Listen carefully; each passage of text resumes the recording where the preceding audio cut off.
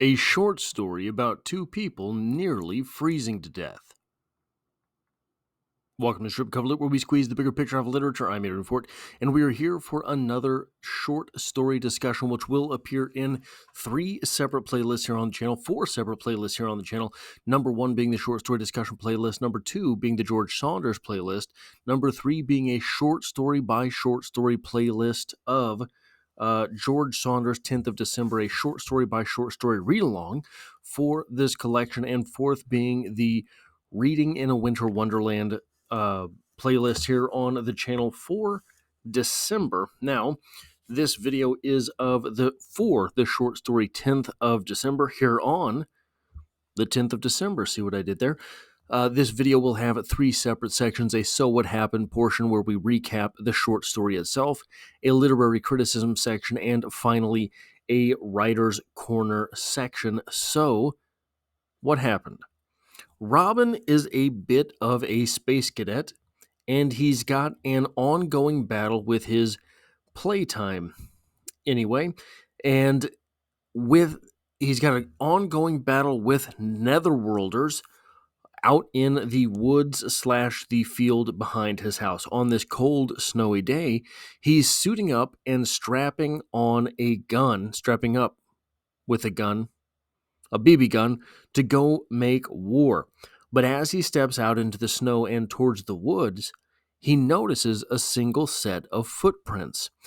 This strikes him in his fancy as something that he will be following, and while he's following the tracks, he finds a still warm coat laying on a bench. Then he sees a man halfway up the big hill out in front of him. And it looks like the man, an old man, a skinny old man, he knows to himself, is wearing just pajamas. Robin grabs the coat and goes to the rescue.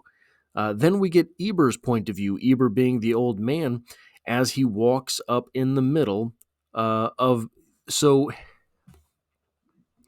it seems to me that he's having problems with Alzheimer's, but he is also definitely a cancer patient, and he mentions brain cancer in a resort basically one of those places where they have the bodies all cut apart and splayed out.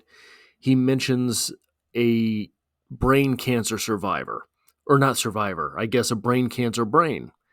But he also talks about his father, who was almost definitely struggling with Alzheimer's, and he is afraid of turning into that guy. So I think that there is maybe he has a brain tumor that is giving him the Alzheimer's-like symptoms, but he does have someone in his past, his father, or his dad at least, that had Alzheimer's, and he is suffering with those symptoms, knowing what it might turn him into, and how he suffered, but how his father suffered, his dad suffered, but everyone else suffered as well, and he does not want to be a burden on anyone. Back with Robin, who realizes in order to catch up with the old man, he's going to have to cut across the lake. But when he tries, he falls through the ice. Cut back to Eber, who we learn is, at that moment, a brain cancer patient looking to end himself, and he sees Robin fall in the water and runs down to help. But when he gets there to the bottom of the hill, Robin is laying half out of the pond, half in the pond, his lower half being in the pond, and he's face down in the snow, his top half outside. Eber drags Robin the rest of the way out, and he gives the unresponsive Robin his clothes. He trades clothes with Robin, leaving Robin's wet clothes in the snow, and he sends Robin on his way back home. And Robin's on his way before he even realizes what has happened. Cut back to Eber, who reveals that he's trying to make it look like an accident so that there is an insurance payout. Cut back to, or no, staying there with Eber, Robin's mom shows up and helps him get back home, or back to Robin's home, and then the ambulance and Molly, Eber's wife, show up, and he realizes that he has caused her shame, and he's just happy to be alive. Now, there are some things worth talking about in this short story, and I want to start here on 218 of this copy. This is as Robin is heading out to play. He's talking about the Netherrealmers that he's going to have to fight. When he caught them, he would say, and the Netherrealmers in his fantasy have abducted the girl in school on whom he has a crush. When he caught up to them, he would say, "Look, Suzanne, I know you don't know my name, having misaddressed me as Roger that time you asked me to scoot over, but nevertheless, I must confess I feel there's something to us. Do you feel the same?" Suzanne had the most amazing brown eyes. They were wet now with fear and sudden reality. "Stop talking to her, mate," the Nether said. "I won't," he said, "and Suzanne, even if you don't feel there is something to us, rest assured, I will slay this fellow and return you home." That is sort of the tenor of this short story. Both of these characters, Eber, and Robin, here we have the fantasy of Robin. And even in his fantasy, he cannot for sure get the girl. Even in his fantasy, he has to say, "Look, even if you don't feel this way about me, that's fine." Right? We have Eber, who is climbing this hill. He is planning his own end in order that his family at least get the insurance payoff. He feels it's the last thing he can do before he goes, because he does not want to become the bad thing from his childhood. Even in his fight up the hill, he is cursing at himself, calling himself a failure, calling himself basically a loser. Both of these characters are escaping, and we'll get to this more in a moment, but even in their escape, even in their fantasy, even when they think they're doing the good thing, they cannot win. They feel as though there is no real winning for them. So that number 2 point there, both Robin and Eber feel like failures. Robin is heading out into the woods to escape his life through fantasy. Eber is going out to the woods to escape his life through finality. One has to wonder whether this is a commentary on the difference between the immature and the mature.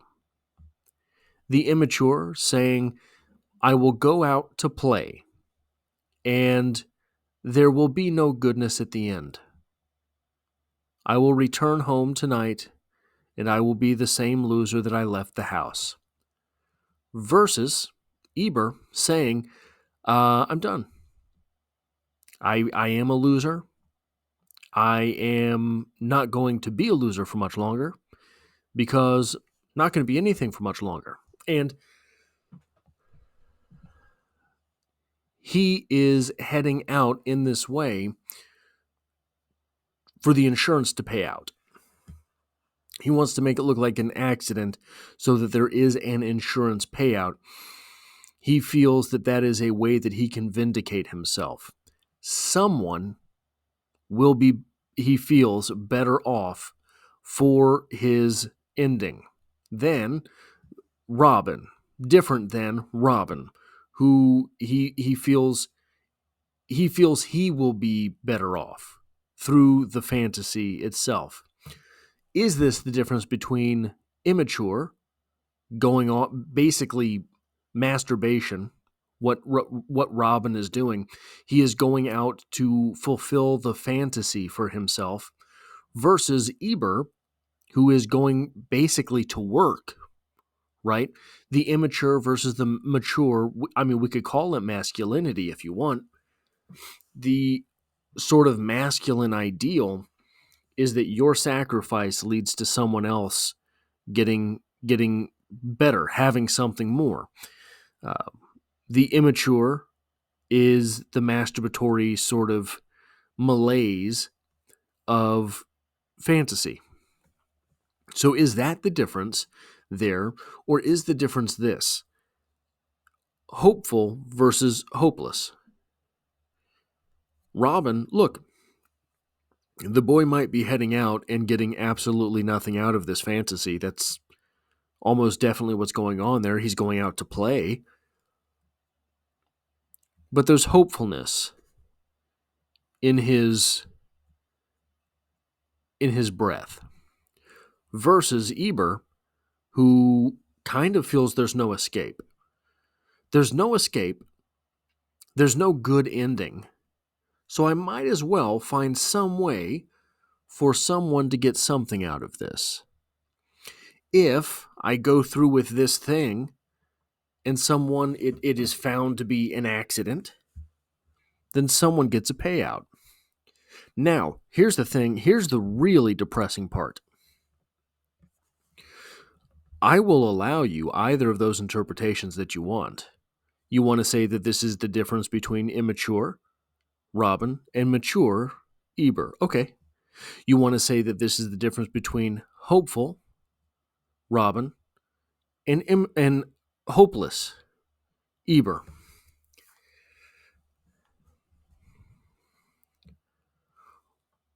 What if they're the same things? What if to be hopeful is indelibly to be immature? What if to be hopeless is simply the mature recognition of the world around us?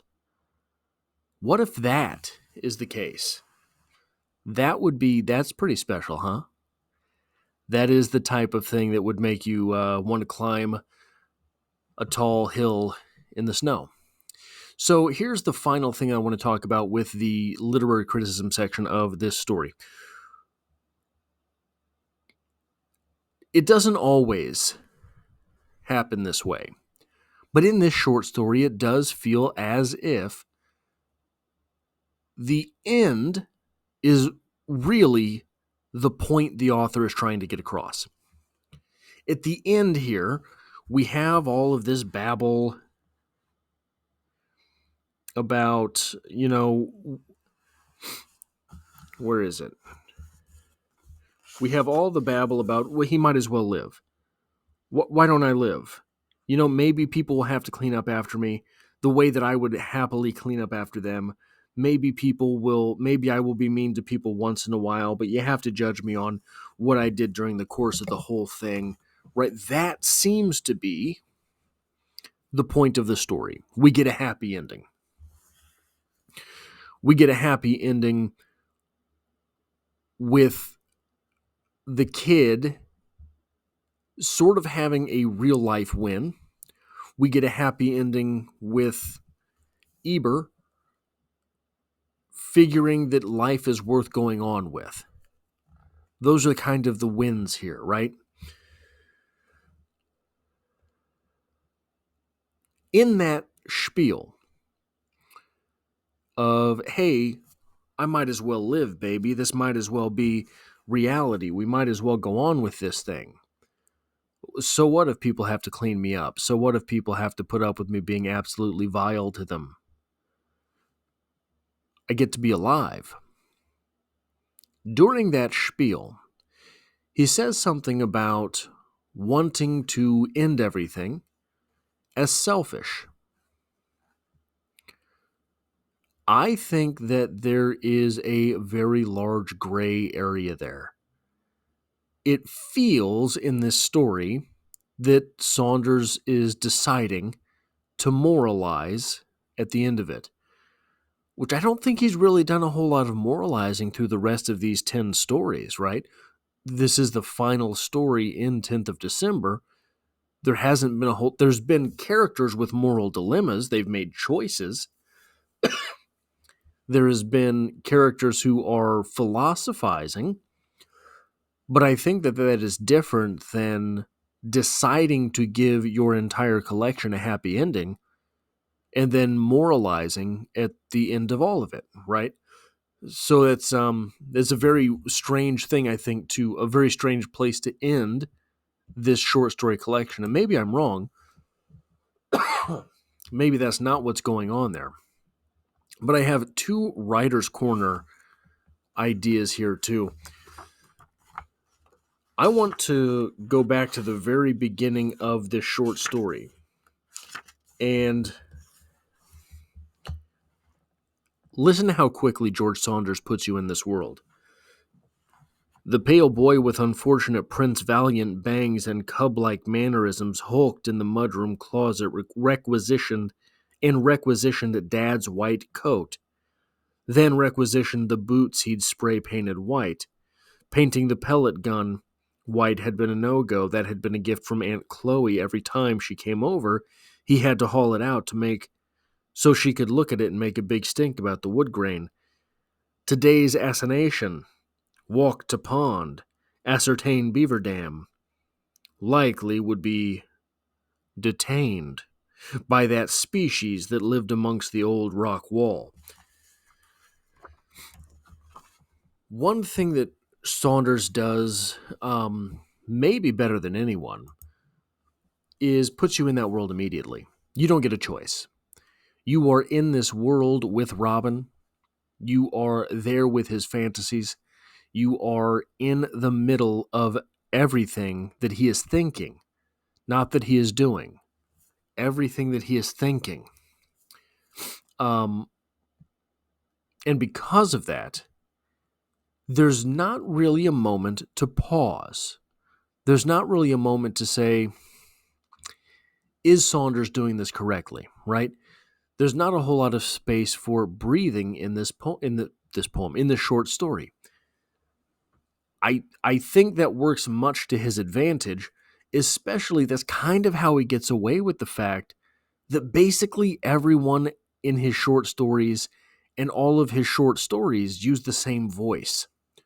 So, which leads me directly to the number 2 point here, which is this. Only George Saunders could have written this short story. Only George Saunders could have done this. But man, oh man, do I wish Hemingway had edited it. Here's what I say. Here's what I posit. We don't need Eber's point of view.